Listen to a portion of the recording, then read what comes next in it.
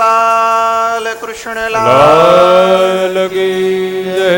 સુખદેવજી મહારાજ કહે છે કે હે રાજા પરીક્ષિત, આ પ્રમાણે ગોપીઓએ સ્નેહવશ થઈ અને બાળક શ્રી કૃષ્ણની રક્ષા કરી.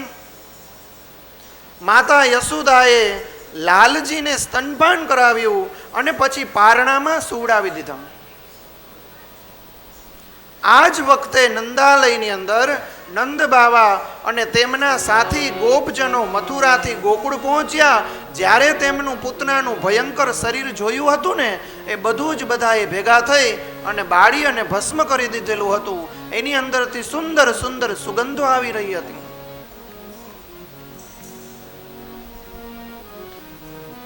નંદ બાવા વિચાર કરે છે કે ખરેખર વસુદેવજીના રૂપમાં કોઈ બહુ મોટા સાધુ અથવા તો મુનિ જ હશે, કારણ કે એમને મને પહેલેથી જ સચેત કરી દીધેલો હતો.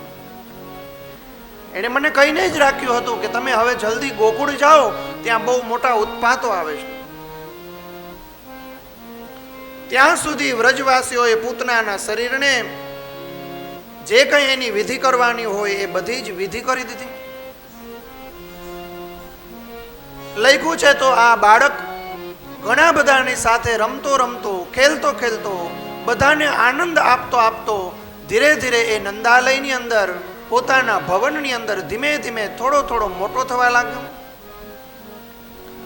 રાજા પરીક્ષિત પ્રશ્ન પૂછે છે. રાજુવાચ યેન યેનાવતારેણ ભગવાન હરિરીશ્વર કરોતિ કર્ણરમ્યાણિ મનોજ્ઞાની ચન પ્રભો. રાજા પ્રશ્ન પૂછે છે કે હે મહારાજ સુખદેવજી મહારાજ, પ્રભુ સર્વશક્તિમાન છે. ભગવાન શ્રી હરિ અનેક અવતાર ધારણ કરી અને ઘણી જ સુંદર સાંભળવા યુક્ત મધુર મધુર લીલાઓ કરે છે. શ્રવણ માત્રથી ભગવત સંબંધી કથાઓ અરુચિ અને વિવિધ વિષયોના તૃષ્ણાથી નષ્ટ થઈ જાય એવી સુંદર સુંદર વાતો અને લીલાઓ કરે છે. હે પ્રભુ, તમે મને લીલાઓનું ગાયન કરો. હવે આ ભગવાન શ્રી કૃષ્ણના 3 મહિના થઈ ગયા. સુખદેવજી મહારાજ કહે છે કે જેવી રીતના એક સંસ્કાર કરીએ પછી બીજો સંસ્કાર આવે, પછી ત્રીજો સંસ્કાર આવે, એવી રીતના આપણે બાળકને સંસ્કારોથી પવિત્ર કરવા જોઈએ. એકવાર ભગવાન શ્રી કૃષ્ણને પડખું બદલવાનો સમય આવ્યો. ભગવાન શ્રી કૃષ્ણ જ્યાં સૂતા હોય ત્યાંથી પડખું બદલતા શીખ્યા.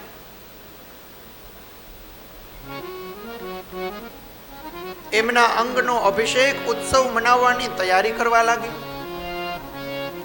નંદ બાવા અને યશોદા બહુ રાજી થાય છે કે આજે તો આ મારો લાલો છે એ દિન બદિન વધતો જાય છે અને અનેક અનેક પ્રકારના શુભ સંકેતો આપતો જાય છે. આજે તો એને પડખું બદલ્યું છે, હાલો ઉત્સવ કરીએ. ગોકુળની અંદર તો ભગવાન કૃષ્ણ કાંઈક પણ કરે એટલે ઉત્સવ કરે.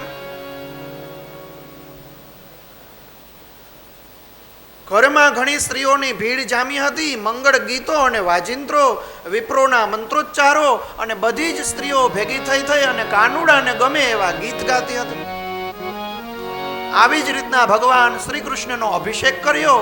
દૂધ, દહીં, ઘી, મધ અને માખણ આ પંચામૃતને ભેગું કર્યું અને આ બધાય પંચામૃતને ભેગા કરી અને ભગવાન શ્રી કૃષ્ણ ઉપર પંચામૃતથી અભિષેક કર્યો. જમીનની અંદર ગાયોના છાણ લીપેલા હતા. એટલો બધો સરસ મજાનો ઉત્સવ કર્યો કે જાણે દેવી દેવતાઓને પણ એ દર્શન કરવાની ઈચ્છા થઈ. લખ્યું છે કે પછી થોડી વારમાં શ્યામ સુંદરોની આંખો ખોલી ત્યારે તેઓ સ્તનપાન કરવા લાગ્યા અને ભગવાન આંખ ખોલી અને આમ ચારે બાજુ દર્શન કરતા હોય એવી મુખાકૃતિથી જોતા જોતા બધાને સ્નેહ આપતા હતા. તે મનસ્વી યશોદા ઉત્સવમાં આવેલા વ્રજવાસીઓના સ્વાગત સત્કારની અંદર એવું લાગતું હતું કે અહીંયા જે આવ્યા છે એના બધાના સ્વાગત સત્કાર કરવા જોઈએ. એટલે ભગવાનને હવે હું સુવડાવી દઉં. ખૂબ જ પ્રકારનું વ્યવસ્થિત રીતના કાનાને ગમે એટલું બધું સંતોષયુક્ત સ્તનપાન કરાવ્યું અને પછી ગોપીઓ અને યશોદાઓજીઓ વિચાર કરે છે કે આપણે ભગવાનને હવે સુવડાવી દઈએ. યશોદાજીને બધા ભેગા થઈ અને બારોબાર એક ગાડું હતું. એ ગાડાની નીચે વસ્ત્રોને બાંધી અને ગાડાની નીચે એ ભગવાન એટલે કે લાલાને સુવડાવી દે છે. ભગવાન કૃષ્ણ પણ ત્યાં પહોંચી જાય છે. કારણ કે અહીંયા મહેલની અંદર, આ ઘરની અંદર તો જો કોઈ એટલા બધા માણસો આવશે તો પછી લાલાને જગાડી દેશે, એની નીંદર ન બગડે. એટલા માટે એણે બારોબાર ગૌશાળાની અંદર જે ગાડું હતું ત્યાં નીચે ભગવાનને સુવડાવી દીધા.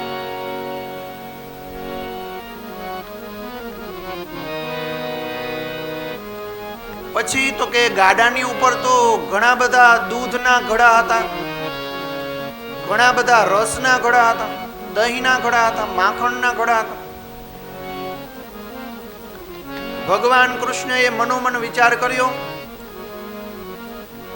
કે ભાઈ રસ ઉપર અને રસરાજ નીચે એમ કેમ બને?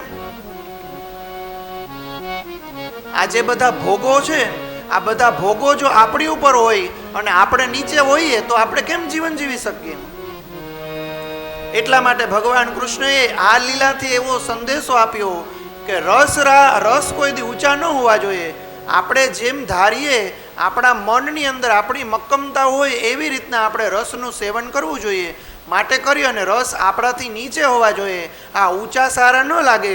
એટલે ભગવાન કૃષ્ણએ એવું વિચાર કર્યું કે આ રસને બધાઈને તોડી ફોડીને ઢોળી નાખું. જ્યારે એવો વિચાર કર્યો ત્યારે ભગવાન કૃષ્ણએ પોતાના બે પગથી ઓલા ગાડાને પાટું માર્યું અને ગાડું તો આખે આખું ઊંચું થઈ અને ઊંધું પડી ગયું. જેવું ગાડું ઊંધું પડી ગયું તો બધાય રસના જે કોઈ માટલાઓ હતા એ બધાય ઢોળાઈ ગયા. દહીં, દૂધ, ત્યાં જે છાણ હતા એ બધા છાણની આરે લેપાઈ ગયા અને જાણે આખે આખી ગૌશાળા હોય એ આમ રગદોડી નાખી હોય એવી રીતના ભગવાન કૃષ્ણ એ બધાની નીચે સૂતા સૂતા રસને પીતા હોય, રસની અંદર રગદોડતા હોય, એની અંદર આડોટતા હોય એવું લાગ્યું. અને પછી તો કોઈ એનો ભાવ ન પૂછ્યો એટલે ભગવાન કૃષ્ણએ રોવાનો અવાજ કર્યો.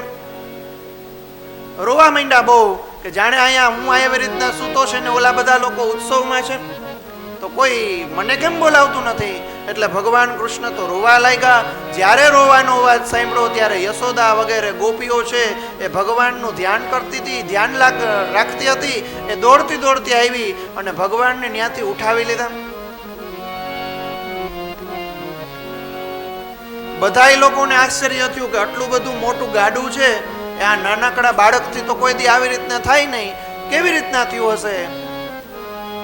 આ બધા તર્ક વિતર્ક કરવા લાગ્યા, પણ કોઈને ખબર નથી કે આ તો ભગવાન છે.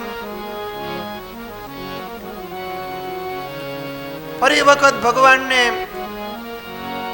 ચોખ્ખા પાણીએ સ્નાન કરાવે છે, ગંગા ઇત્યાદિ નદીઓથી જલથી સ્નાન કરાવે છે. પેલી ગાય છે, ગાયનું પૂંછડું ફેરવે છે અને ભગવાનના જે કોઈ માંગલિક ગીતો હોય, વેદોના ઉચ્ચારણો હોય એ બધા ઉચ્ચારણો કરાવડાવે છે અને પછી એ બાળકને પવિત્ર કરાવડાવે છે. એવી એમના માતા એટલે કે યશોદાની ભાવના છે કે આની નજર ઉતરાવડાવી લઉં. કારણ કે દિવસે ને દિવસે આને અનેક પ્રકારના સંકટો થાય છે. પાછા અમે જ્યારે આઘા પાછા હોઈએ ત્યારે જ આવું બધું બને, જ્યારે અમે સામે હોઈએ ત્યારે તો કઈ થતું નથી. યશોદાજી વિચારે છે કે નક્કી આ કોઈ ગ્રહોનો ઉત્પાત છે. યશોદા વિચાર કરે છે કે મારે જ્યારે લાલાનો જન્મ થયો ત્યારે હું બહુ રાજી થઈ ગઈ અને બધાય લોકોને મેં ઘરમાં આવવા દીધા, બધાને મેં મારો કાનો સોંપી દીધો હતો અને બહુ બધા રાજી થયા ને એટલે બહુ રાજી ન થવાય. ઘણા એવા હોય કે આપણને કોઈ જોઈ ન શકતું હોય. ગોપીઓની આવી ભાવના હતી. કહે છે કે આટલી બધી ગોપીઓ અમારા ઘરે આવીને લાલાને રમાડે છે. 5 આંગળા થોડા હરખા હોય, 5 અલગ અલગ હોય. આમાંથી ઘણી હારી હોય તો ઘણીને એમય થતું હોય કે ઈર્ષ્યાય થતી હોય કે અમારો દીકરો તો આવો નથી, એટલે આજથી મારે લાલાને કોઈને દેવો જ નથી. ગૌશાળાની અંદર જાઉં તો હું લઈ જાય, કઈ કામકાજ હોય તો હું બધું કરીશ. આ ગોપીઓને ને આ બીજા કોઈને મારે લાલાને દેવો નથી.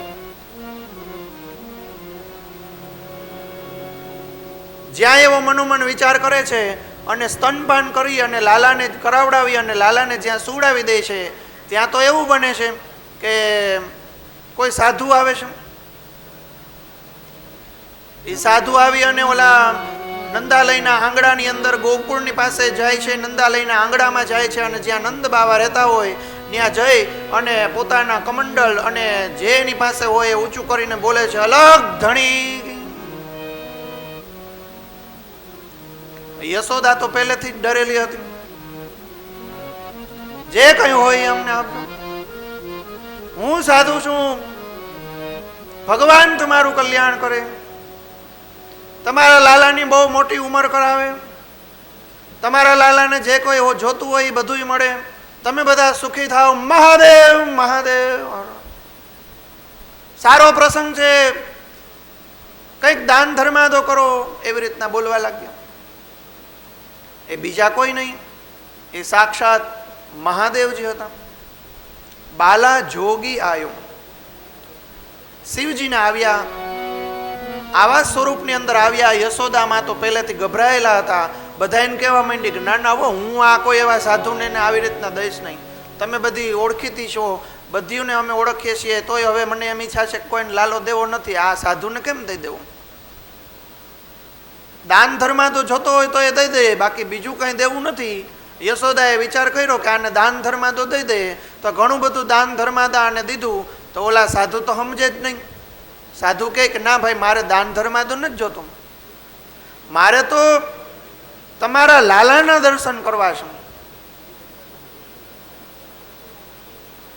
યશોદાજી કહે છે કે લાલાના દર્શન તો ન કરાવું, તો આજે સાધુના સ્વરૂપમાં આવેલા છે મહાદેવજી, એ મહાદેવજી કહે છે કે દર્શન કર્યા વિના તો હું જઈશ જ નહીં. અને હે માં, ખાલી દર્શન નથી કરવાના, એ લાલાને મને દેવાનો છે, મારે એને જરાક રમાડવાનો છે, અને હું રમાડી લઉં ને પછી જ જાય, ત્યાં સુધી તો હું જાય હોય નહીં. બીજી બધી થોડી ઘણી ગોપીઓ છે એ યશોદામાને સમજાવે છે કે હે યશોદામાં, આ સાધુ સંતો છે, આ તમારું શું બગાડશે? લાલાને કંઈ નહીં થાય, જરાક થોડીક વાર માટે લાલાને એના ખોડામાં આપીએ અને પછી પાછા આપણે લઈ લેશું. યશોદામાં કહે છે કે ના ના બાપા, આવા કોઈ સાધુ સંતો આવે અને ક્યાંક મારા દીકરાને બાવો બનાવી દે તો? ગોપીઓ કહે છે કે એ તમારા દીકરાને કંઈ નહીં થાય, તમે મનની અંદર એવી ભગવાનની ધારણા રાખો. અને એ જીદ પકડીને બેઠા છે, હવે એ ઊભા નહીં થાય જો તમે એને લાલાને નહીં દો તો. આવો ભગવાને શું લીલા કરી! અરસપરસ પરસ્પરમ ભાવયંત, એવું કીધું કે વિષ્ણુસ્ય હૃદયમ શિવ, શિવસ્ય હૃદયશ્ચ વિષ્ણુ. વિષ્ણુ ભગવાનનું હૃદય કોણ છે? તો કે શિવ છે. અને શિવજીનું હૃદય કોણ છે? તો કે ભગવાન વિષ્ણુ છે. એટલે એની બાળ રૂપની ક્રિયાઓ જોવા માટે ભગવાન આવેલા હતા. અને બાલા જોગી આયો, એ ભજન દ્વારા આપણે શિવજી અને ભગવાન બાલકૃષ્ણ બંનેને પગે લાગીએ.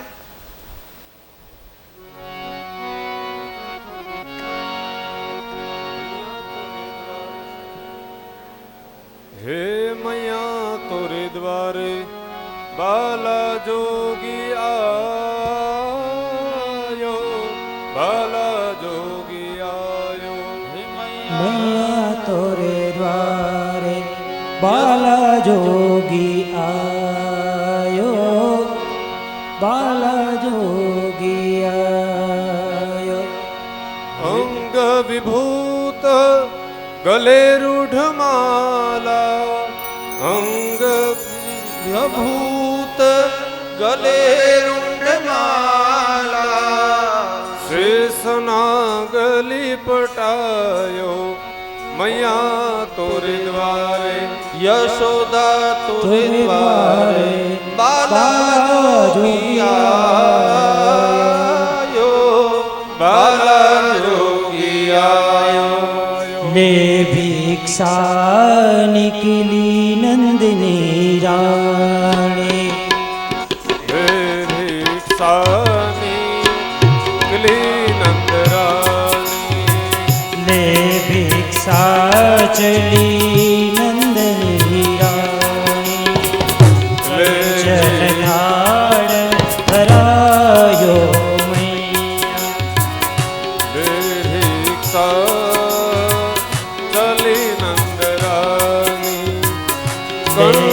ભિક્ષા ચલી નંદ રાણી કંચન થાળ ધરાયો મેં લો જોગી ભિક્ષા જાઓ આસન પર કનૈયા કા દીદાર કરને આયા તેરે દ્વાર કનૈયા કા દીદાર કરને આયા તેરે દ્વાર અલખ જગા કે જોગી આયા તેરે દ્વાર આયા તેરે દ્વાર કનૈયા આયા તેરે દ્વાર આયા તેરે દ્વાર મૈયા આયા તેરે દ્વાર કનૈયા કા દીદાર કરને આયા તેરે દ્વાર આયા તેરે દ્વાર મૈયા આયા તેરે દ્વાર અલખ જગા કે જોગી આયા તેરે દ્વાર અલગ જગાતે જોગી આયા તેરે દ્વાર ના ચાહીએ તેરી દૌલત દુનિયા ના ચાહીએ તેરી દોલત દુનિયા ના ये कंचन माया मैया ન ચાહીએ તેરી કંચન માયા अपने लाला का दर्श करा અપને લાલા દર્શ કરાયા कन्हैया का दीदार करने आया तेरे द्वार कन्हैया का दीदार करने आया तेरे द्वार अलग जगह की जोगी आया तेरे द्वार અલક જગા કે યોગી આયા તેરે દ્વાર आया तेरे द्वार मैया आया तेरे द्वार આયા તોરે દ્વાર મૈયા આયા તોરે દ્વાર कन्हैया का दीदार करने आया तेरे द्वार कन्हैया આયા તેરે દ્વાર મૈયા આયા તેરે દ્વાર पंचदेव परिक्रमा करके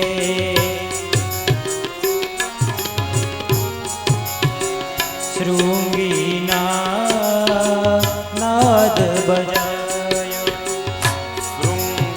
શૃંગીનાદ બજાયો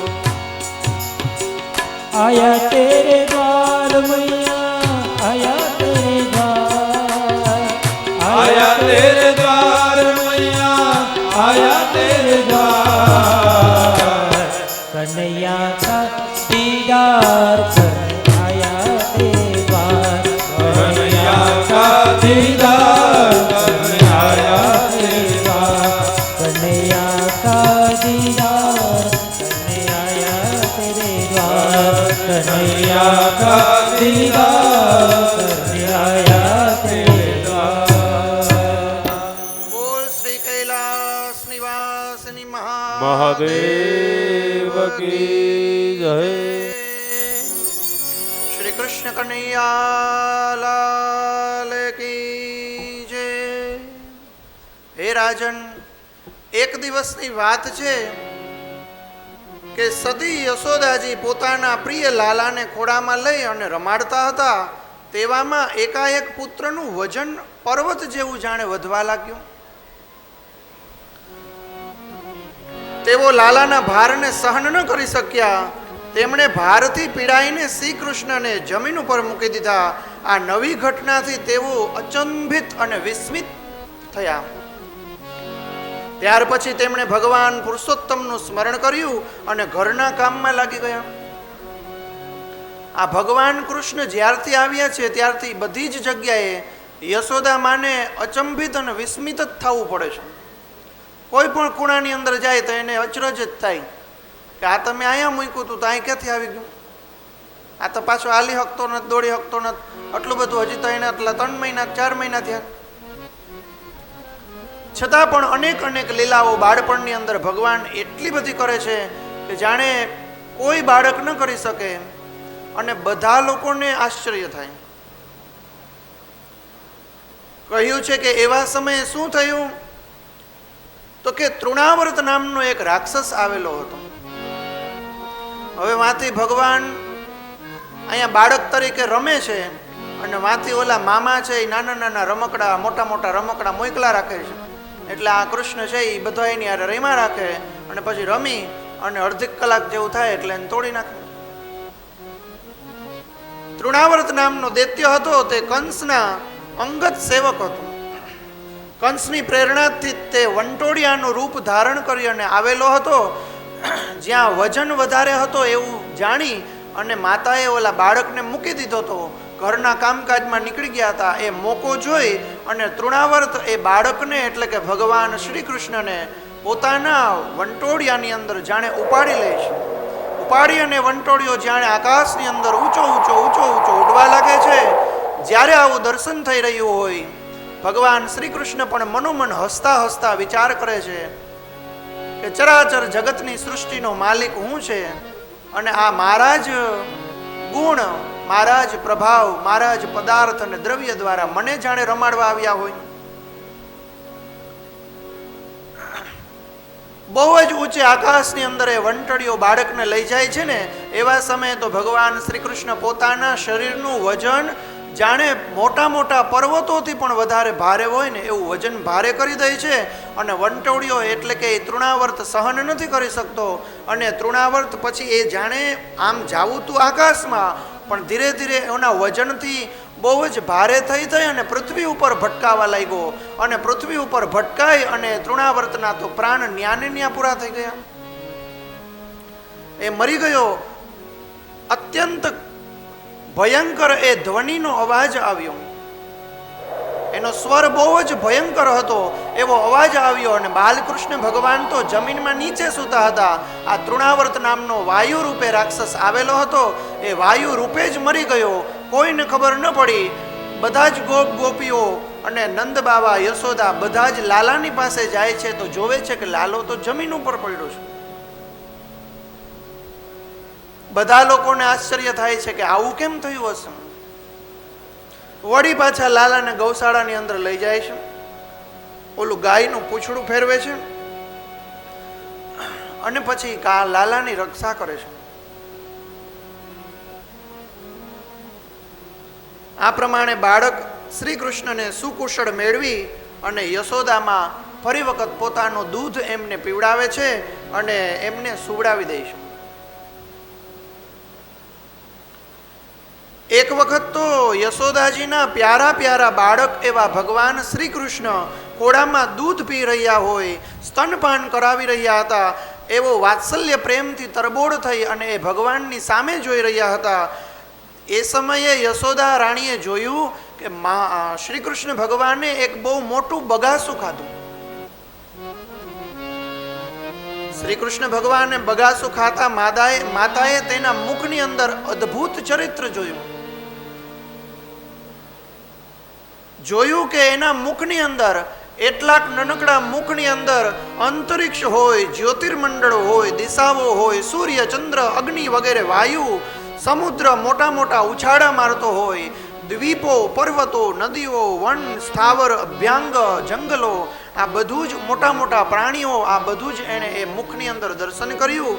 જાણે સમસ્ત સૃષ્ટિને બાળકના મુખની અંદર જોઈ અને યશોદા તો અચરજને પામ્યા. પરીક્ષિત પોતાના પુત્રના મુખમાં આ પ્રમાણે બધું આખું જગત જોયું ને તો યશોદાજીના મનની અંદરથી ચેતના ક્યાંક વહી ગઈ હોય એવો આભાસ થયો. જાણે એમ થયું કે હું હમણાં બેભાન થઈ જઈશ. વિચાર કરવા લાગ્યા કે ગોકુલમાં આ બધું જ અચરજ પામે છે, આશ્ચર્યજનક બધી જ વાત બને છે. આ મારા લાલાના મોઢાની અંદર શું છે આ બધું? ત્યારે ભગવાન હૃદયની અંદર પ્રેરણા કરી અને જાણે એના હૃદયની અંદર એવું આભાસ કરવા માંગે છે, કહેવા માંગે છે કે ભગવાનનો અવતાર હું જ છું. હે માતા, સંપૂર્ણ જગતનું સંચાલન હું જ કરું છું. આ મારા મુખની અંદર તે જે કંઈ જોયું એ બધું જ સાચું છે, કારણ કે મારા તો રૂવાડે રૂવાડે આટલી બધી સૃષ્ટિઓનું સર્જન હું કરું છું. રાઈના દાણા જેટલી સૃષ્ટિનું રચના કરી અને હું મારા રૂવાડે રૂવાડે આ બધી સૃષ્ટિને રાખું છું, એનું પાલન અને પોષણ કરું છું.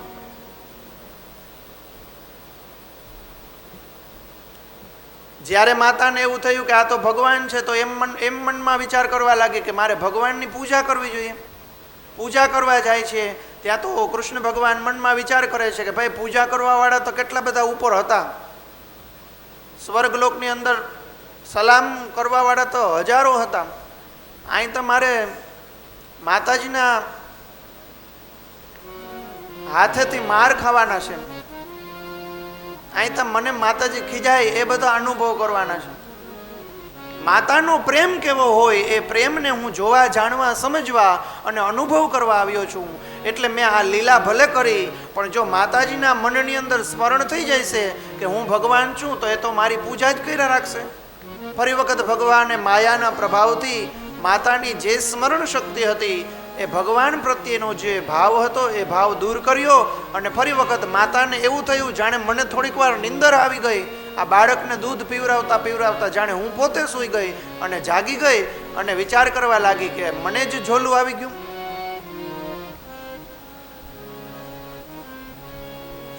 રાજન, એક વખત તો જ્યારે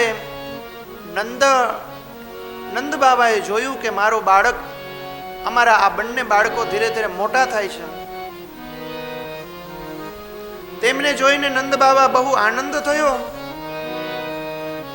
વિચાર કરે છે કે હવે મારે મારા બાળકોના નામકરણ સંસ્કાર કરવા જોઈએ. હે રાજન, નંદ બાબા મનની અંદર હજી તો એવું વિચારતા હતા કે નામકરણ સંસ્કાર કરવા જોઈએ. એના એક દિવસ પછી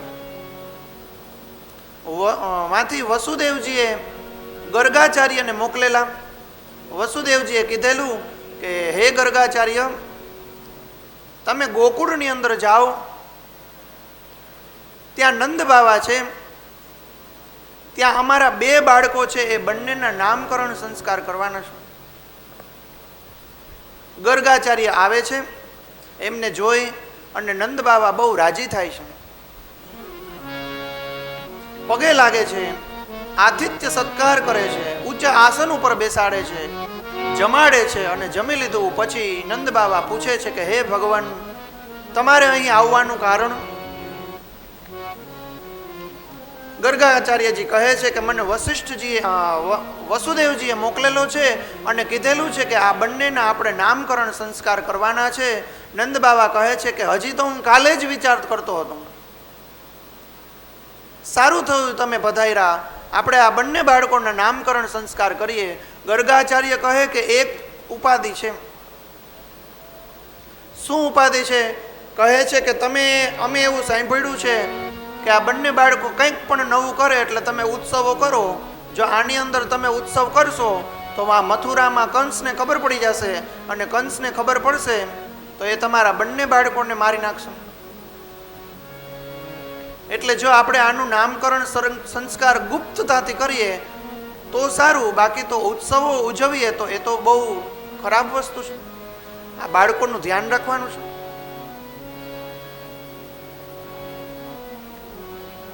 નંદ બાબા કહે છે કે આપણે ગૌશાળાની અંદર ગુપ્ત રીતે ગોપનીય રીતના બંને બાળકોના નામકરણ સંસ્કાર કરી દઈએ. અમે લોકો એમાં ઉત્સવ નહીં ઉજવીએ.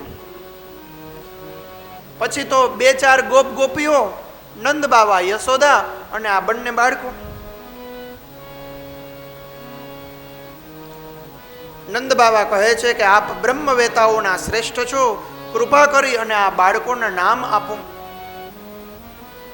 વેદોની અંદર જે મંત્રો લખેલા હોય એ મંત્રોચ્ચાર કરે છે, ભગવાનનું ધ્યાન ધરે છે, આચમન કરે છે. અને ગર્ગાચાર્યજી એ બંને બાળકોના નામ આપવા માટેનું ધ્યાન ધરે છે. ગર્ગાચાર્યજી ધ્યાનમાંથી ઊભા થઈને કહે છે, નંદજી, હું યાદવોનો આચાર્ય તરીકે પ્રખ્યાત છું. એટલે હું યાદવોના જ બાળકોના નામકરણ સંસ્કાર કરી શકું.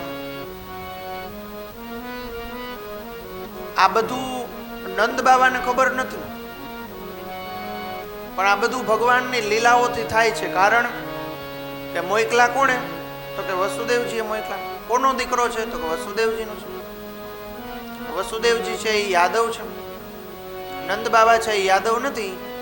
છતાંય અહીંયા એનો ઉલ્લેખ કરી દીધો કે હું તો યાદવોના બાળકોનું જ નામ સંસ્કાર કરું.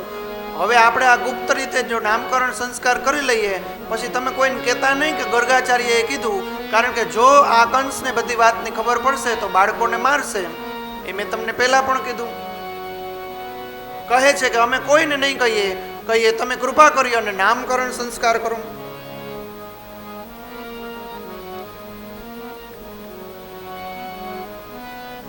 આચાર્યજી, આપ ચૂપચાપ એકાંતમાં ગૌશાળાની અંદર નામ સંસ્કાર કરો, અમે કોઈને નહીં કહીએ, તમે પણ ઉપાધિ ન કરો, અને એવા વાક્ય હજી અમને બીજી વાર ન કહો જેથી કરીને અમને પણ ઉપાધિ થાય. તો ગર્ગાચાર્ય કહે છે કે સારું, સાંભળો. આ મોટો દીકરો રોહિણીનો પુત્ર છે, તેથી તેનું નામ રોહિણેય પણ થશે.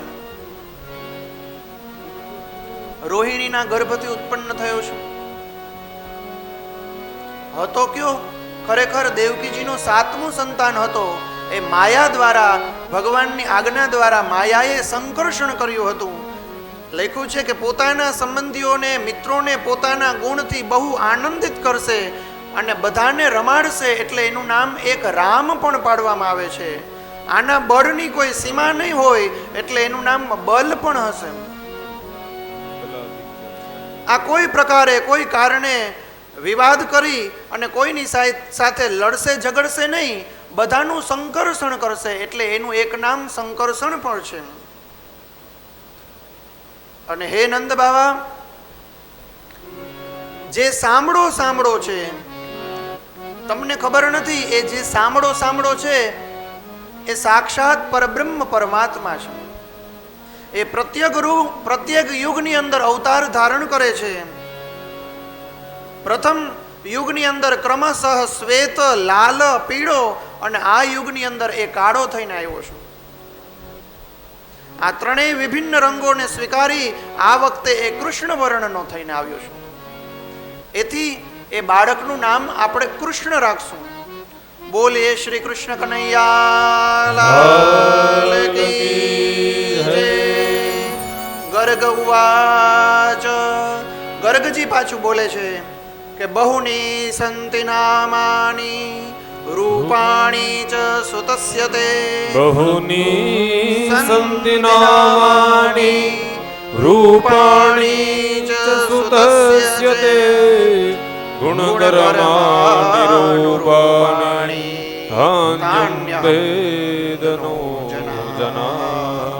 અયં હિ રોહિણી પુત્રો રમયં સહૃદો ગુણે આખ્ય સ્થિરમૈલી બલાધિક્યા બલમ વિદુઃ. ગર્ગજી કહે છે કે હે નંદ, આ તમારો પુત્ર પહેલા ક્યારેક વસુદેવજીના ઘરે પણ પેદા થયો હતો. અહીંયા સ્પષ્ટતા કરી દીધી. તેથી આ રહસ્યને જાણવાવાળા લોકો શ્રીમાન વાસુદેવ પણ કહેશે. તમારા પુત્રના બીજા અનેક નામો છે તથા રૂપ પણ અનેક છે. આના જેટલા ગુણ અને કર્મ છે એટલા તો દુનિયામાં કોઈએ નથી ગુણ અને કર્મ કર્યા. તે પ્રમાણે અલગ અલગ નામ પડી જવાથી હું તો એને અનેકાનેક નામ આપી શકું એમ છું. પરંતુ સંસારમાં સામાન્ય લોકો જાણતા નથી કે આ પરબ્રહ્મ પિતા છે, એટલે આપણે એના સંક્ષિપ્ત થોડાક જ નામ દેવા જોઈએ. આ તમારા લોકનું પરમ કલ્યાણ કરશે, સમસ્ત ગોપ અને ગાયોનું બધાઈને સુખી કરશે અને બધાની રક્ષા કરશે, બધા લોકોની સહાયતા કરશે, મોટી મોટી વિપત્તિઓથી તમને બધાઈને બચાવશે. હે નંદ, તમે આનું ધ્યાન રાખજો. પછી તો રાજા સુખદેવજી કહે છે કે પછી તો હે રાજન, થોડાક જ દિવસ વીત્યા રામ અને શ્યામ એ બંને લોકો રમવા લાગ્યા. ગોકુળની અંદર થોડા થોડા તોફાન કરવા લાગ્યા. આજે રામ છે ને એટલે કે બલરામ, બલરામજીને એવો વિચાર આવ્યો હતો કે રામ જન્મ વખતે હું નાનો હતો તે આ વખતે મોટો થઈને જાઉં, આ વખતે હું જેમ કરું ને એમ જ આ ભગવાન કરશે, હું જેમ કહું ને એમ જ કરશે, એવો બલરામજીને વિચાર હતો. એટલે એ મોટા થઈને આવ્યા 7મા ગર્ભથી અને આ ભગવાન કૃષ્ણ 8મા ગર્ભથી આવ્યા. પણ બેયને જોતા ને બે હારે રમતા તે એવું લાગતું કે બલરામનું લગભગ કંઈ આવશે નહીં. કૃષ્ણ ભગવાન એને એવી રીતના વાળ ખેંચી લઈ, એને એવી રીતના રોવરાવે કે ઓલો બલરામ રોતો રોતો પછી માતાની પાસે જાય.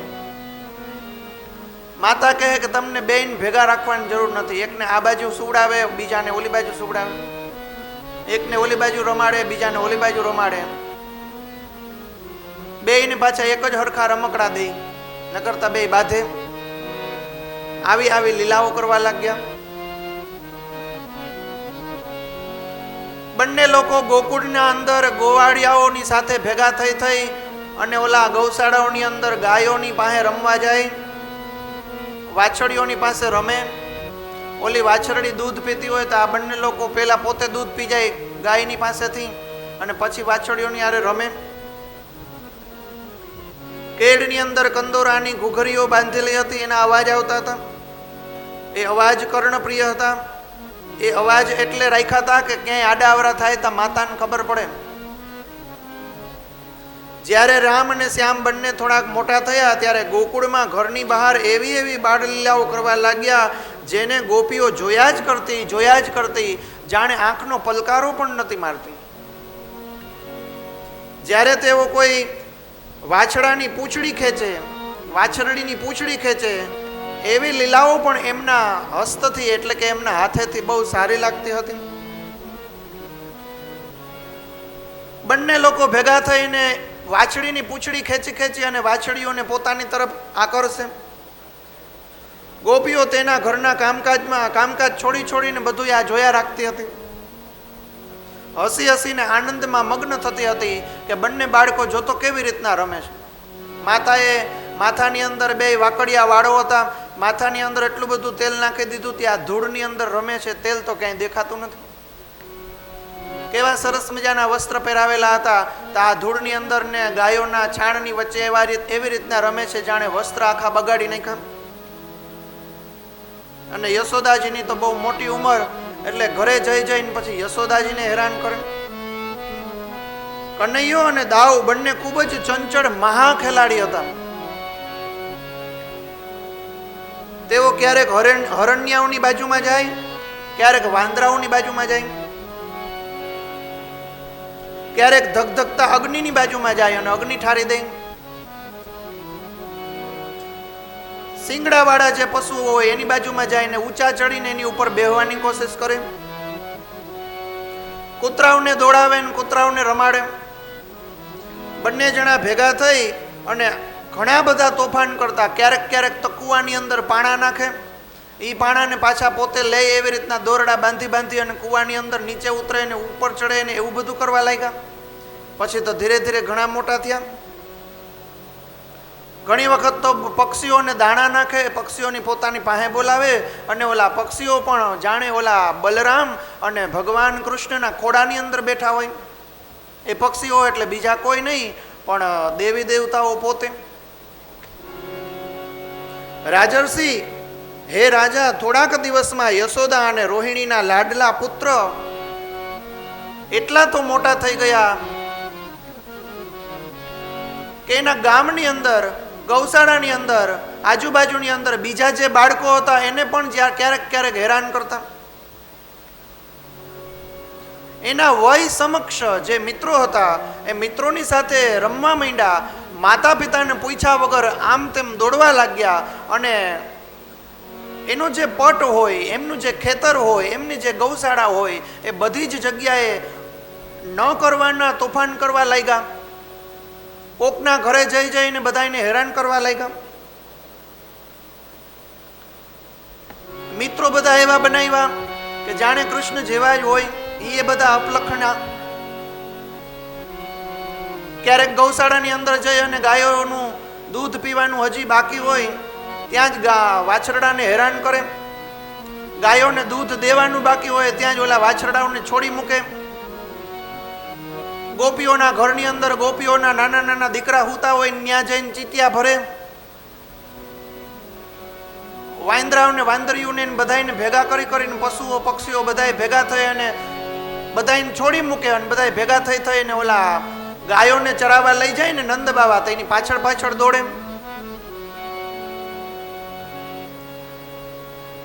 પછી તો થોડાક મોટા થયા એટલે ગોપીઓએ પોતાના ઘરની અંદર જે ઓલું માખણ કાઢ્યું હોય સરસ મજાનું નવનીત, એ માખણની ચોરી કરવા માંડ્યા. માખણના લોંદા ભરી અને પછી પોતાના મિત્રોને આપે, ત્યાં સુધી કે ગાયોને ખવડાવે, ત્યાં સુધી કે વાછરડાઓને ખવડાવે, પોતે ખાય, ત્યાં સુધી કે એના પોતાના બધાયના કપડાને શરીરની અંદર પણ લાખો માખણથી આમ રગદોડે. બહુમૂલ્ય માખણ હોય એ માખણથી વાંદરાઓ નહીં ખવડાવે. ગોપીએ જ્યારે આવું બધું જોયું ત્યારે યશોદાજી મહારાણીને ફરિયાદ કરવા આવી. ભાઈ તમારા કૃષ્ણ અને આ જે બલદાવ છે એ તો હવે આ મોટા થવા માંડ્યા, તોફાન બહુ કરે, તમે એને સમજાવો જ ખરે. આટલા બધા તોફાન કરવા માંડ્યા. અમે મહા મહેનત કરી અને સવારના પોરમાં વહેલા ઉઠી અને આ માખણો ભેગું કરીએ છીએ. અમારા ઘરે આવી અને એ માખણની ચોરી કરી જાય છે. એ પોતે ખાતો હોય તો ઠીક છે, પણ એક એણે એની મંડળી બનાવેલી હતી. એ મંડળીની અંદર જેટલા એના મિત્રો હોય એ બધા મિત્રોને ખવડાવે. માખણ ચોરી માટલા આખા માટલા જ ચોરીને વયો જાય. ચોરી કરીને પછી વનની અંદર જાય. ગાયો ચરાવવા નંદ બાવા જતા હોય એની ભેગો જાય અને ત્યાં નંદ બાવાને ખબર ન હોય એવી રીતના આ બધા એની મંડળીને બેહાડી અને બધાને માખણ ખવડાવે. અમુક દોસ્તારો અમુક મિત્રો તો એટલા બધા પાતળા હતા તો એ બધાને એમ કે તું તો કેમ આવડો બધો હાવ પાતળો છું, તારી મા તને કઈ ખવડાવતી નથી? તારી મા તને ન ખવડાવતી હોય તો અલે આ તારી માનું જ માખણ છે, તું ખા. એમ કરીને એના જ ઘરેથી ચોરી આવ્યો હોય અને એ જ બધાને માખણ ખવડાવે.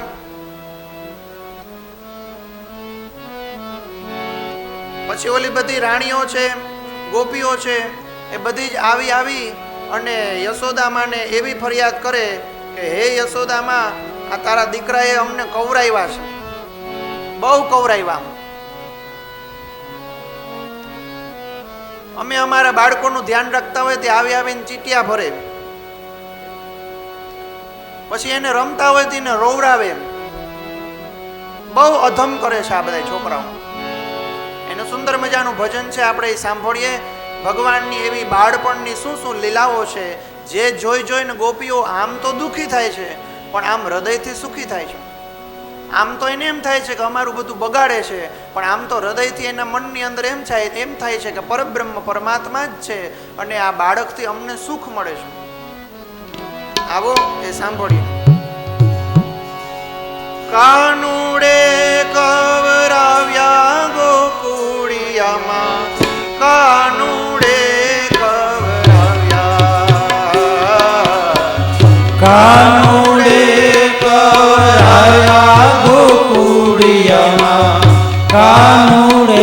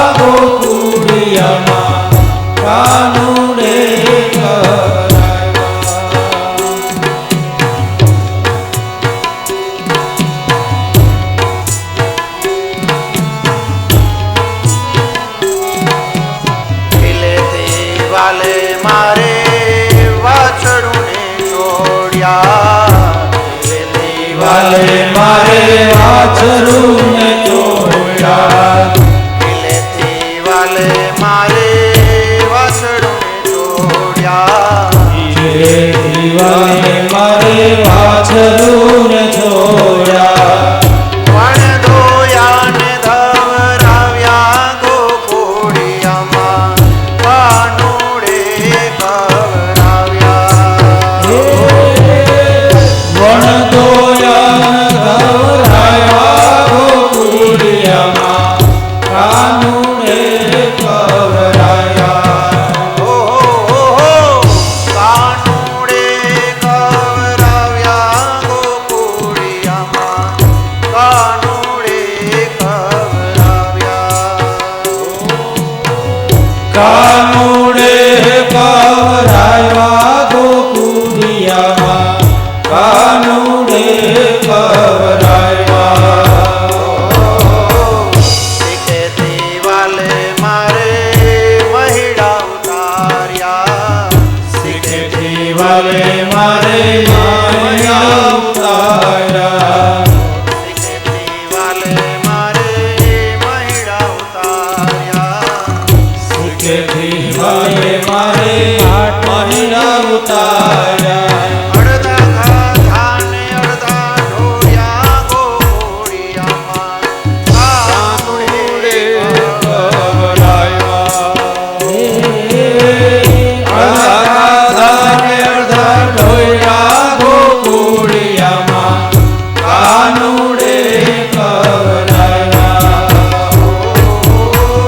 કાનુડે કવરાવ્યા ગોકુળિયામાં કાનુડે કવરાવ્યા કાનુડે કવરાયા ગોકુળિયામાં કાનુડે કવરાયા તારે વાલે મારે બાળને જગાડ્યા સુતારે વાલે મારા બાળને જગાડ્યા તારે વાલે મારે બાળને જગાડ્યા સુતારે વાલે મારે બાળને જગાડ્યા રમતાને રોરાવ્યા ગોકુળિયામાં કાનુડે કવરાવ્યા રમતાને રોવડાવ્યા ગોકુળિયામાં કાનુડે કવરાયા રમતાને રોવરાવ્યા ગોકુળિયામાં કાનુડે કવરાવ્યા રમતાને રોવડાવ્યા ગોકુળિયામાં કાનુડે કવરાયા ભાઈ મીરા કહે ગિરિધર નાગર ભાઈ મીરા કહે પ્રભુ ગિરિધર નાગર ભાઈ મીરા કહે ગિરિધર નાગર ભાઈ મીરા કહે પ્રભુ ગિરિધર નાગર અમે જીત્યા ને અમે હાર્યા ગોકુળિયામાં કાનુડે કવરાવ્યા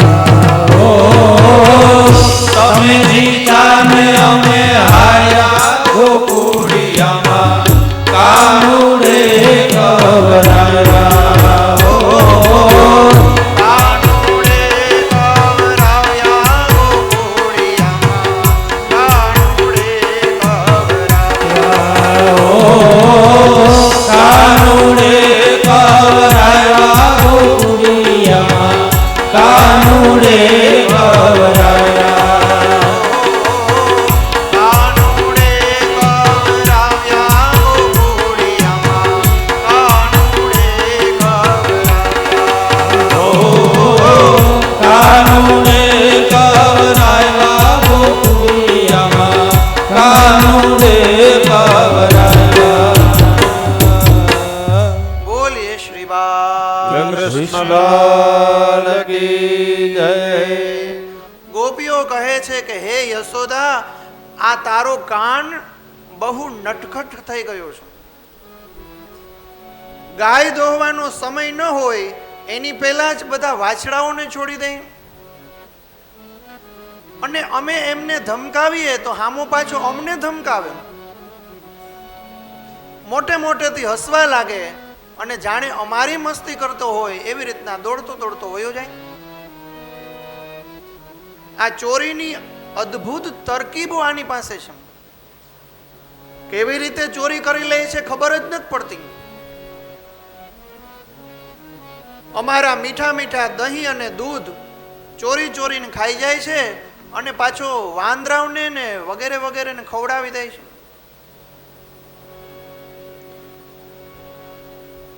આવા એના અધમ વધ્યા. પછી તો બધાય પોતપોતાના માટલા ને બધાય એને બચાવતા બચાવતા સાચવતા સાચવતા એવી એવી જગ્યાએ રાખતા કે જાણે ભગવાનને ખબર ન પડે. ગોપીઓના મનમાં એમ કે આ લાલાને ખબર ન પડે એમ આપણે રાખીએ, પણ આ તો અંતર્યામી છે. જ્યારે પોતાના ઘરની અંદર એવી રીતના દ્રવ્ય પદાર્થ રાખીને ગોપી ગઈ હોય અને બહારના કામકાજ પૂરા કરી અને ગોપી આવે ત્યારે એને ખબર પડે કે મેં આ જગ્યાએ રાખ્યું એ કોઈ નહોતું કીધું, તોય અત્યારે નથી. આ દૂધ ને દહીં ને બધું મેં અહીં રાખ્યું હતું એ વયું ગયું, ખાલી માટલાઓ છે. યશોદાને ફરિયાદ કરવા જાય. યશોદા કહે કે મારો દીકરો એવું કોઈ દી ન કરે, એને અહીંયા બધું મળતું નથી, અમારી પાસે લાખો ગાયું છે, અમે એને કેટલું બધું દઈએ છીએ, તે તમારે ત્યાં આવે કરવા. ગોપીઓને યશોદાને માથાકૂટ થાય અને આ ઊભો ઊભો હશે, ખિલખિલાટ હશે. જો આ બધી ગોપીઓ ખોટી છે માં, મેં કંઈ ન કર્યું હોય ને તોય તને કહે, પછી તું મને ખીજા ને એટલે એ બધી હશે, એને બધીને મજા આવે એટલે આ બધા એવી રીતના કરે છે. માં હું તો કોઈ દી કંઈ ખાતો નથી, હું તો એના ઘરે નથી જતો, આપણે તો અહીં આટલી બધી ગાયું છે ત્યાં જવાની શું જરૂર હોય. ગોપીઓ પાછળથી વિચાર કરે કે આ કેટલો ખોટા બોલો છો, ચોર છે, ચોરી કરી કરીને વયો જાય છે, બધાને ખવડાવે, અમે નજરે જોઈએ છતાંય ખોટું બોલે છે.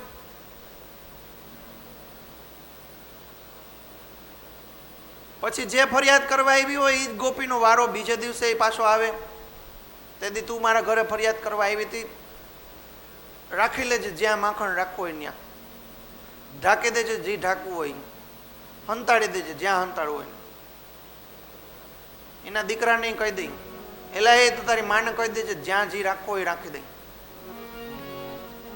એનો દીકરો પાછો કહે કે હે મિત્ર, હું તારો તો દોસ્તાર છું, મારી માં જ્યાં રાખશે એ હું સાંજે ઉઠીને જોઈ લઈ, પછી સવારે તને કહી.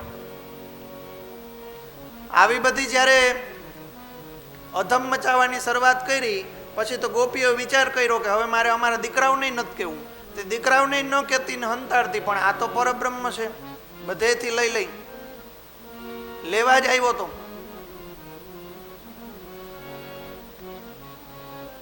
બધીઓ ગોપીઓ અંદરો અંદર વાત કરવા જાય. સાંજે કામમાંથી નવરી થાય એટલે ઓટલા ઉપર બધી બેહે. પછી બધી ગોપીઓના વાતનો ચર્ચાનો વિષય માત્ર એક ને એક જ. એ વિષય કયો હતો કે કૃષ્ણ, આ કૃષ્ણ એ કાળો કેર વર્તાયો છે, બહુ હેરાન કરે છે, જમવાનું બનાવ્યું હોય તો એ લઈને વયો જાય. અમારા દીકરાવે પાછા એવા કે દીકરાવે કંઈ સમજતા નથી, એ એના જેવા થઈ ગયા છે, જેની હારે જે રે એના જેવા એ થઈ જાય. આ યશોદાને જઈને કેવું જોઈએ. એમાંથી એક ગોપી વળી બહુ ડાય હતી, તે ગોપી કહે કે અત્યારે યશોદાને નથી કેવું, હું જોઉં છું કે મારા ઘરે કેમ ચોરી કરે છે. આ લોકો અહીંયા બેઠી બેઠી મનોમન વાતચીત કરતી હોય, ત્યાં તો કૃષ્ણ ભગવાન હોય નહીં, ત્યાં તો એના દીકરા હોય ન હોય, પણ એ બધી વાત ભગવાન કૃષ્ણને ખબર હોય, કારણ કે એ તો અંતર્યામી છે. ભગવાન કૃષ્ણ અને એના બધા બાળ સખાઓ અને બલરામજી બધા જાતા હતા ત્યારે બધી ગોપીઓ ઊભી થઈને જાતી હતી. હામાં મળ્યા. ભગવાન કૃષ્ણએ ઓલી જે ગોપી વધારે પડતું બોલતી હતી ને એને કીધું, મને ખબર છે કે તે આજે એવો વિચાર કર્યો છે કે જોઈ લઉં જો હું ક્યાંથી લઈ. હું તને કહી દઉં છું, હંતાડ દેજે તારે જ્યાં હંતાડવું હોય ને. પછી તો એ ગોપી જે વધારે બોલતી હતી એણે એવું વિચાર કર્યો કે આ બધા જે માખણના ને દહીંના ને દૂધના જે ઘડા છે ને એ બધા ઘડાને હું ઉપર બાંધી દઉં એટલે ન્યાય ચડી નહીં હગે. ઉપર બાંધે છે, એ ઘડાઓની ઉપર પાછું પાણીની થાળી ભરીને મૂકે છે. એકદમ વ્યવસ્થિત રીતનો ઘડો એકદમ સ્થિર થઈ જાય પછી એની ઉપર પાણીની થાળી ભરીને મૂકે એટલે ખબર પડે કે લેવા આવશે કદાચ એની ઉપર પાણી ઢોળાશે. જો એટલી બધી સેફટી રાખતી હોય તો એને મનમાં એમ હશે જ આવશે તો ખરી, કીધું જ એટલે આવશે તો ખરી. એટલો બધો હૃદયની અંદર ભગવાન કૃષ્ણએ પોતાની લીલાઓ દ્વારા ગોપીઓના હૃદયમાં સ્થાન મેળવી લીધું હતું.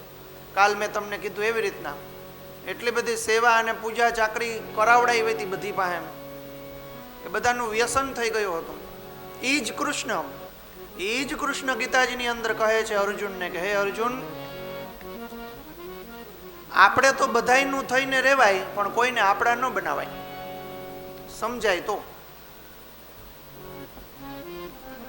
અનાસક્તિ યોગ ગીતાજીની અંદર છે. અનાસક્તિ યોગની અંદર કીધું કે આપણે બધાયનું થઈને રહેવાય, આપણે બધાયનું એવું થઈને રહેવાય કે બધાય આપણને ગોતતા ગોતતા આવે પણ આપણે કોઈને આપણા ન બનાવાય.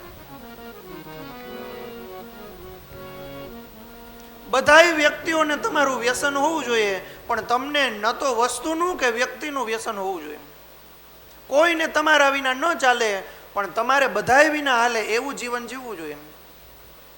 અહીંયા ગોપીઓની સાથે ભગવાન એ રીતની બધી લીલાઓ કરે છે.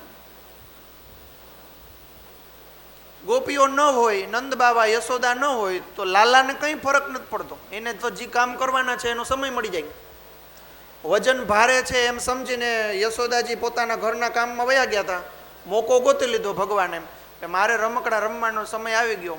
તે ભગવાને બધાયના હૃદયમાં એ રીતની પ્રેરણા કરી કે કંસ ત્યાંથી તૃણાવર્તને મોકલો ને તૃણાવર્ત આવ્યો ને ફટાફટ મરી ગયો, એનો ઉદ્ધાર થઈ ગયો.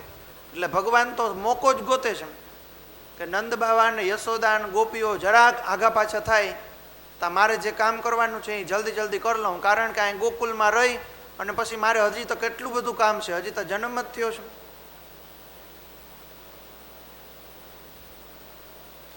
હવે એ જે ગોપી હતી એ ગોપીના ઘરે જાય છે.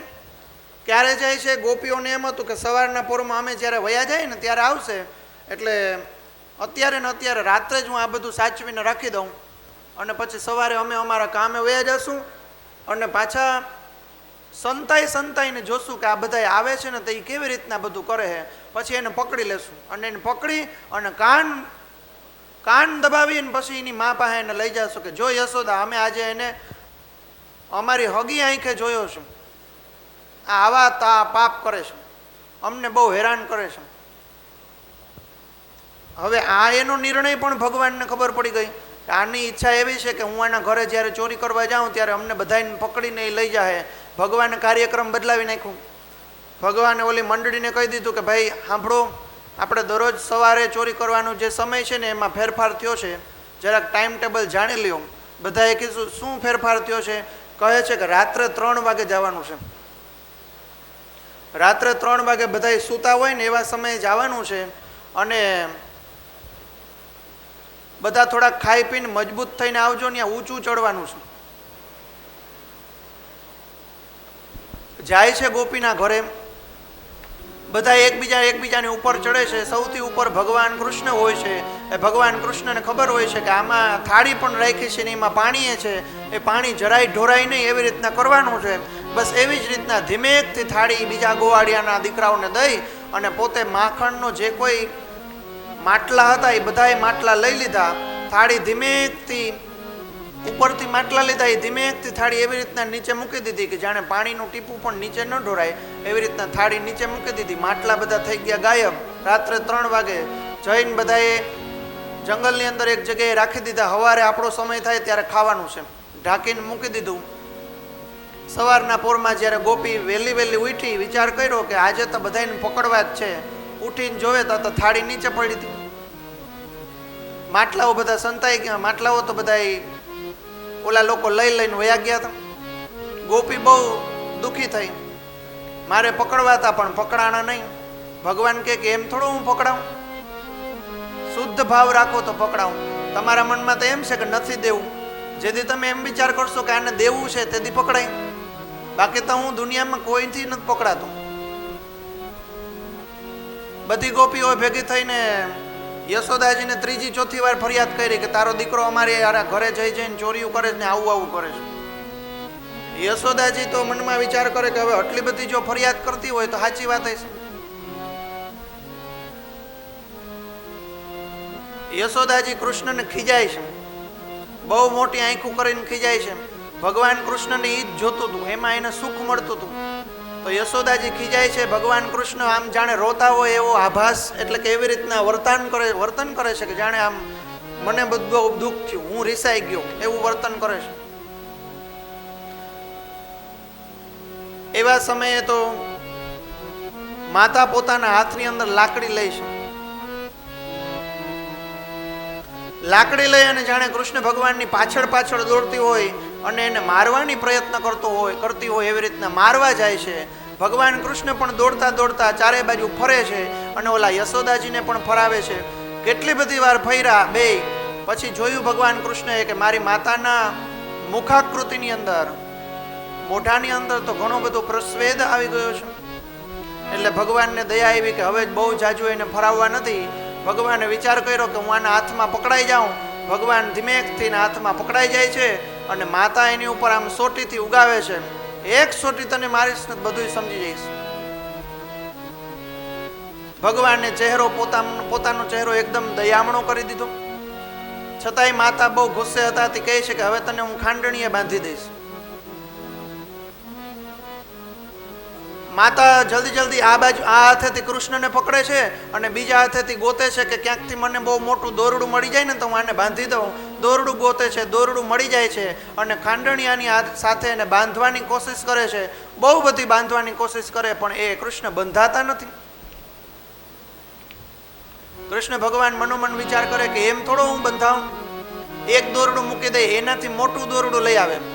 પેલા તો જોઈ લે કે આટલું જ ઘટે છે, એ દોરડું મૂકી દે ને પછી બીજું દોરડું લઈ આવે તો એનાથી એ બંધાતા નથી.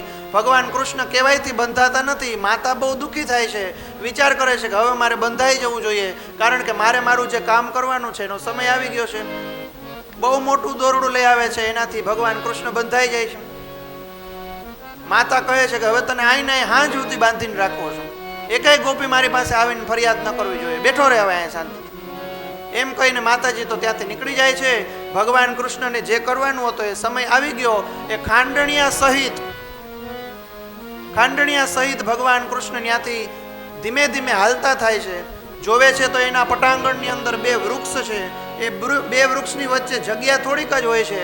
ભગવાન કૃષ્ણ તો ત્યાંથી નીકળી જાય છે પણ ઓલા ખાંડણીઓ જે હોય છે એ નીકળી નથી શકતો, કારણ કે મોટો હોય છે. ભગવાન કૃષ્ણ પોતાના બળપૂર્વક જ્યાં એવી રીતના આમ દોરડાને ખેંચે છે, બંને વૃક્ષો નીચે પડે છે અને બંને વૃક્ષો કહેવાય છે કે યમલાર્જુન હોય છે. અર્જુનના બે વૃક્ષો હોય છે, એમનું નામ છે યમલ અને અર્જુન. એની અંદરથી બે દિવ્ય પુરુષો નીકળે છે. એ બે દિવ્ય પુરુષો કોઈ સમયની અંદર રાક્ષસીઓનીમાં હોય છે, કોઈ ઋષિના શ્રાપથી કહે છે કે એ શ્રાપના હિસાબે ત્યાં વૃક્ષ જેવા થઈને પડ્યા હતા. ભગવાન કૃષ્ણ એ બંનેનો ઉદ્ધાર કરે છે. એની દિવ્ય જ્યોતિ નીકળી અને ભગવાન શ્રી કૃષ્ણના દિવ્ય કાંતિમય સ્વરૂપની અંદર લીન થઈ જાય છે. બોલીએ શ્રી ભગવાન બાલકૃષ્ણ કી જય. આવું જ્યાં કૃત્ય કરે છે તો વૃક્ષ પડે છે, એનો બહુ મોટો અવાજ આવે છે. બધા ગોપાળો, બધા ગોપીઓ, બધા લોકો ભેગા થઈને આવે છે તો ભગવાન કૃષ્ણ તો બંધાયેલા હોય છે, ખાંડણીયાની સાથે બંધાવેલા હોય છે, પણ બહુ મોટા વૃક્ષો ત્યાં પડેલા હોય છે. નંદ બાબા વગેરે જોવે છે અને બધાઈને ચિંતા થાય છે કે આટલા બધા મોટા વૃક્ષ કેવી રીતના પડી શકે. નક્કી મારા દીકરા ઉપર કંઈક મોટા મોટા ગ્રહોના કંઈક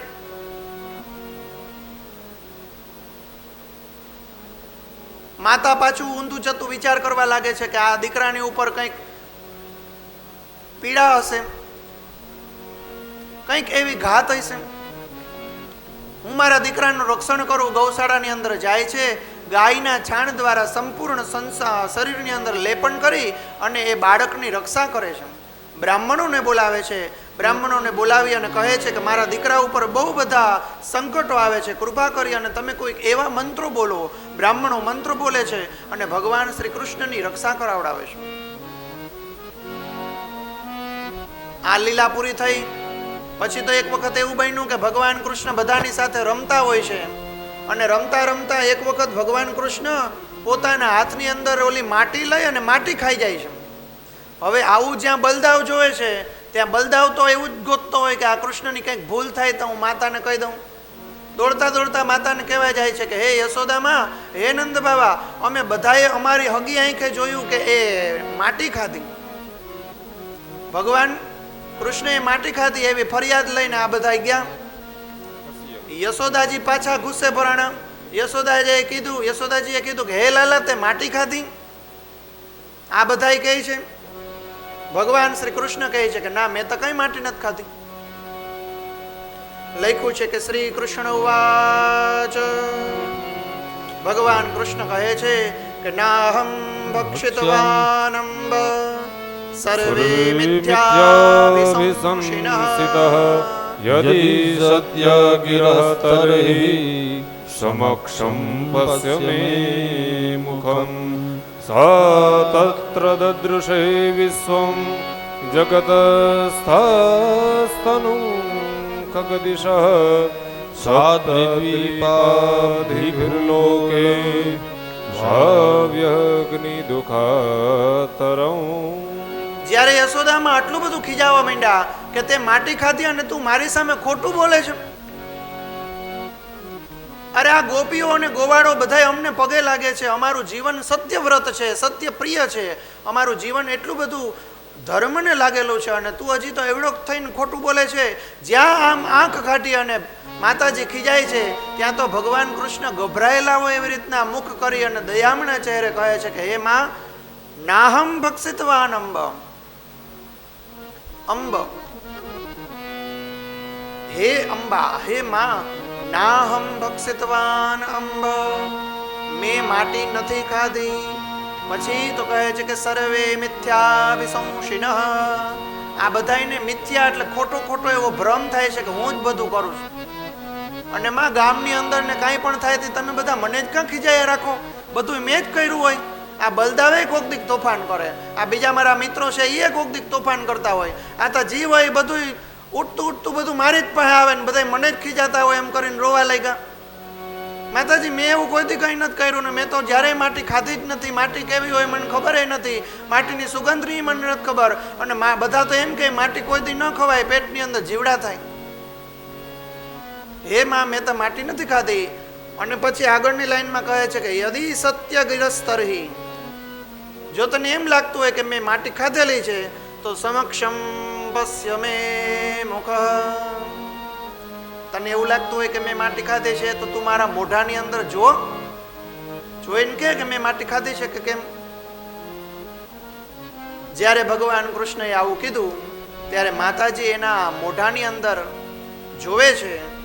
જ્યારે ભગવાન પોતાનું નાનકડું મુખ ખોલે છે તો ભગવાનને બીજી વખત સંપૂર્ણ સૃષ્ટિના દર્શન થાય છે. જેની અંદર પાતાળ છે, જેની અંદર સ્વર્ગલોક છે, મહરલોક છે, મોટા મોટા ઝાડવાઓ છે, મોટા મોટા જંગલો છે, અંતરિક્ષ છે, તારાઓ છે, નક્ષત્રો છે, આ બધું જ એને પોતાના દીકરાના મોઢાની અંદર, મુખની અંદર દર્શન થાય છે. જેવું એ બધું જ દર્શન થાય છે ત્યાં તો માતાને ફરી વખત એમ થાય છે કે અરે આ તો ભગવાન છે. આવી રીતના દર્શન આપી અને માતાને બધી વિસ્મૃતિ કરાવી દે છે અને માતાને એમ થાય છે કે આ તો ભગવાન જ છે. જ્યારે ભગવાનને એવો વિચાર આવ્યો કે જો આ ભગવાનની જેમ મને પૂજશે તો, એટલે ફરી વખત પોતાની માયાને આદેશ આપે છે અને માતાને વિસ્મૃતિ કરાવી અને આ બધું જ ભૂલાવડાવી દે છે. એ લીલા જ આખીને આ સંકેલી નાખે છે અને છેલ્લે માતાજી એમ કહે છે કે આ કઈ વાંધો નહીં, ઓલા બધા કહે છે ને તો એની વાતમાં હું ધ્યાન નથી દેતી અને તે મને મોઢું ખોલીને બતાવ્યું ને મેં જોઈ લીધું કે એમાં માટી નથી.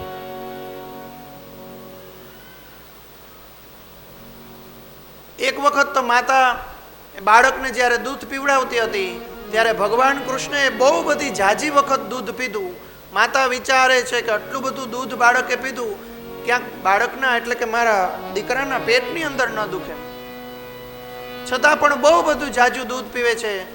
ત્યારે માતાને એમ થાય છે કે આટલું બધું દૂધ પીવે છે. એવા સમયે પણ ભગવાન કૃષ્ણ પોતાનું મુખ ખોલી અને માતાજીને સમસ્ત સૃષ્ટિના દર્શન કરાવી અને જાણે લીલાથી એમ કહેવા માંગે છે કે હે માતા, તમારું દૂધ માત્ર હું એકલો નથી પીતો, આ ચરાચર જગત છે, સંપૂર્ણ સૃષ્ટિ આ તમારું દૂધ પીવે છે, કારણ કે હું પરબ્રહ્મ પરમાત્મા છું. લખ્યું છે કે હે રાજન, અનેકાનેક બાળપણની અંદર ભગવાન કૃષ્ણ લીલાઓ કરે છે. પરીક્ષિત, એક સમયે નંદરાણી યશોદા ઘરની દાસીઓને સાથે લઈ અને કામની અંદર વ્યસ્ત હતી.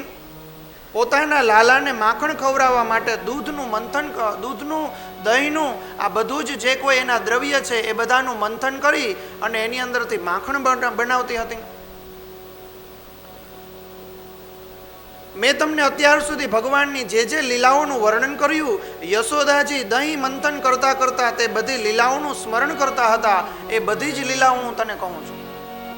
કહે છે કે રાજન, જ્યારે યશોદામાં પોતાનું ઘરનું કામકાજ કરતા હોય ને એવા સમયે પણ એના લાલાની બધી લીલાનું વર્ણન, એનું મનન અને એનું કીર્તન કરતા હોય છે. ભગવાન કૃષ્ણ કેવા હોય છે એનો વિચાર કરતા હોય છે. મારો દીકરો કેવો લાગે છે વિચાર કરતા હોય છે. એક વખત તો એવું થયું કે ભગવાન કૃષ્ણ દૂધ પીતા હતા અને માતાને ખબર પડી કે મેં જે ચૂલા ઉપર મૂકેલું દૂધ છે એ ગરમ થઈ ગયું છે.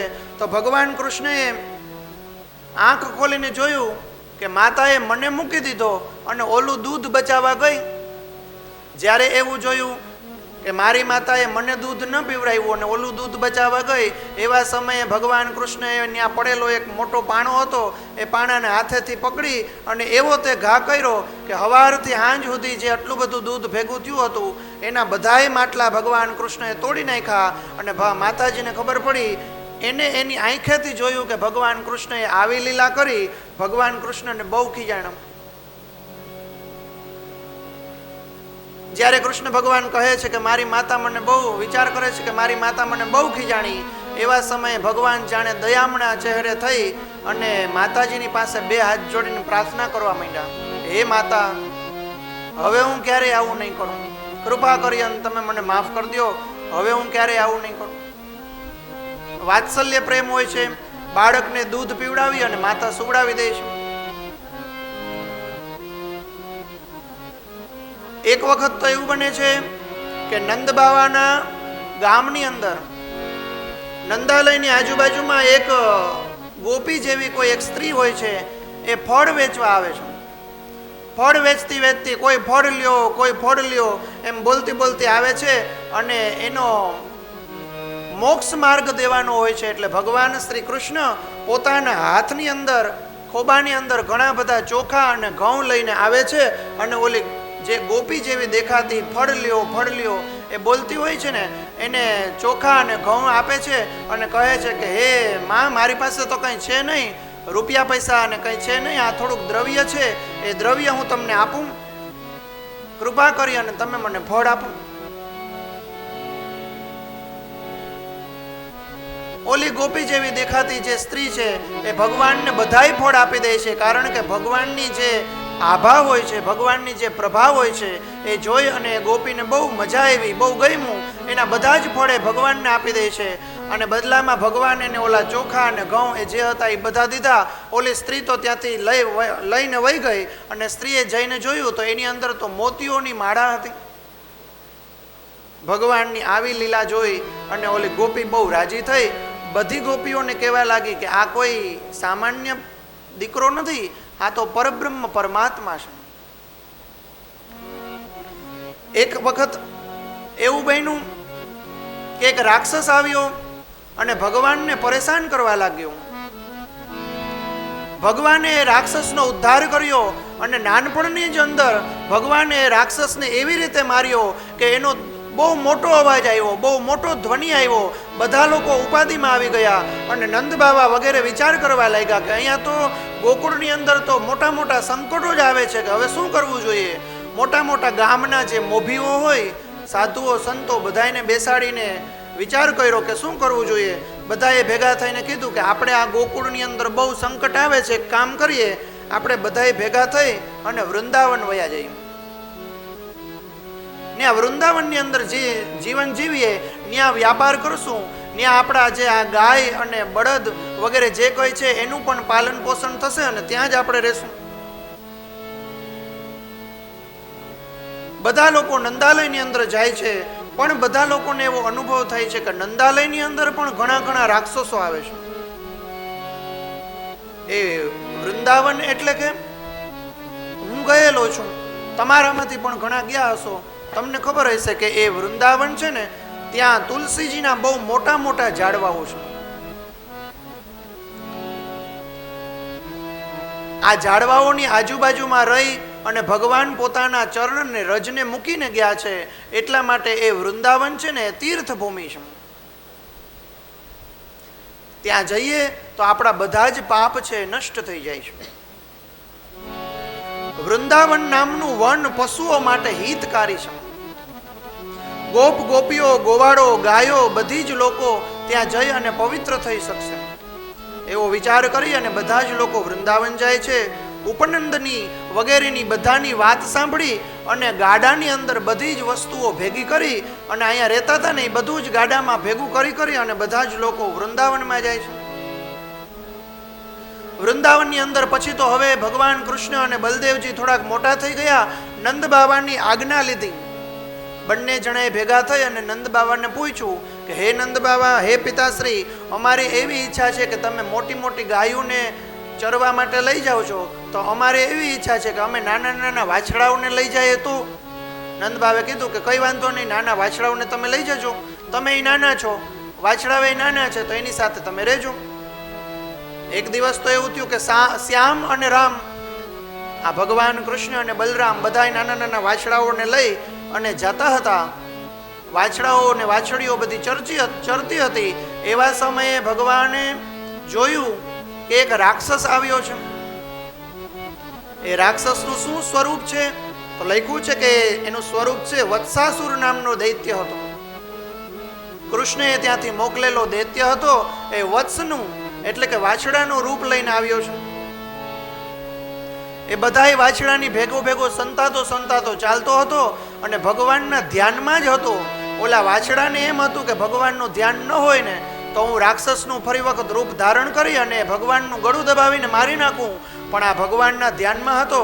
ધીમે ધીમે ફરતા ભગવાન કૃષ્ણ પણ એની બાજુમાં આવ્યા અને એના બંને પગ પકડી અને ગોળ ફેરવી અને આકાશની ઉપર એનો ઘા કર્યો.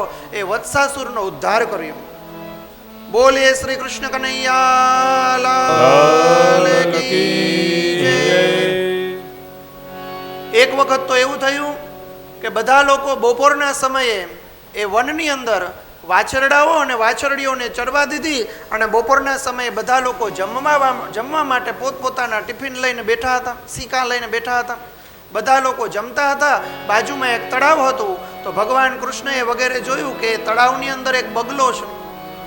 એ બગલો પોતાના પગેથી ઘણા બધા નાના નાના માછલાઓને વગેરેને ખાય છે.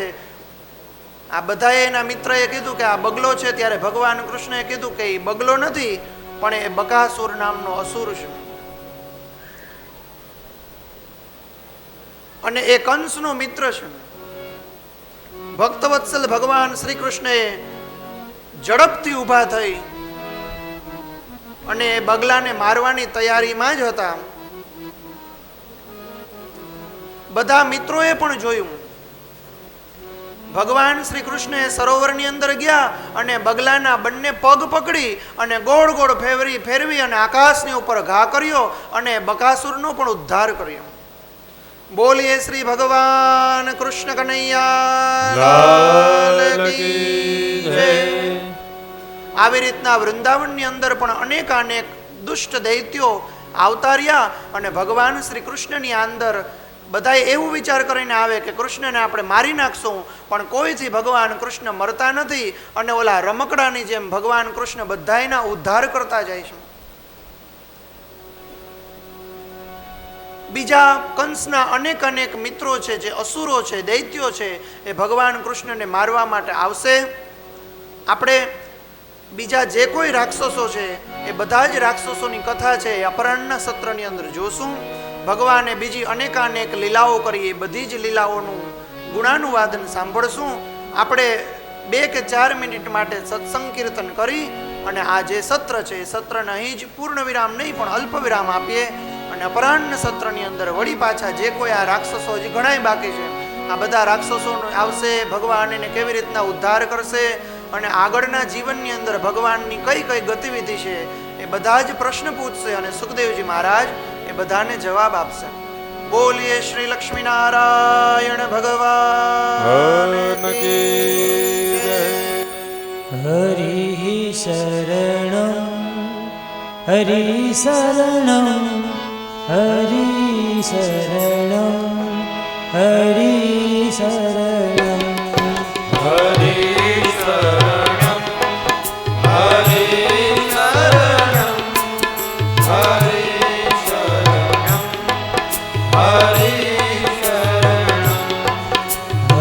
હરિ શરણં હરિ શરણં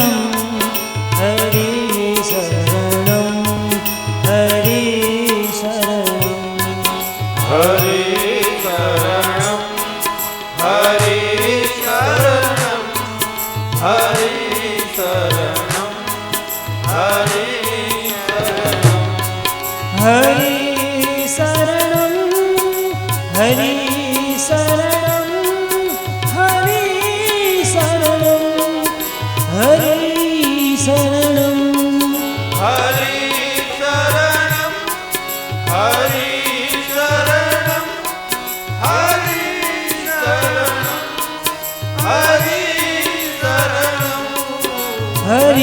હરિ શરણં હરિ શરણં